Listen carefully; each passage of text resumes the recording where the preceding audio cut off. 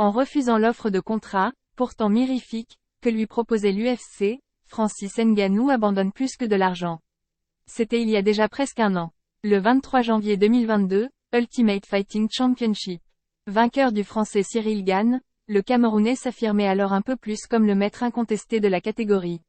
Désireux de renégocier son contrat grâce à son nouveau statut, le puissant combattant d'1,93 m s'était alors lancé dans des pourparlers avec Dana White, grand patron de l'UFC.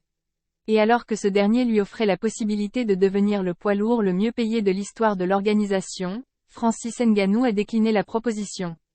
De quoi se retrouver à la porte de l'UFC, mais pas que.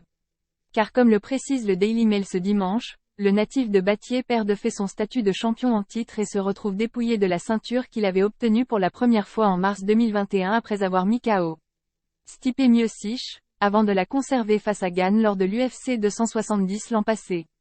Nous allons le libérer de son contrat. Il peut aller faire ce qu'il veut, a par ailleurs déclaré un Dana White visiblement dépité. De son côté, Francis Ngannou pourrait bien avoir déjà une idée de l'endroit où il pourrait rebondir. Le média anglais évoque la PFC, Professional Fighters League, dont une proche du Camerounais arborait récemment le logo sur un t-shirt.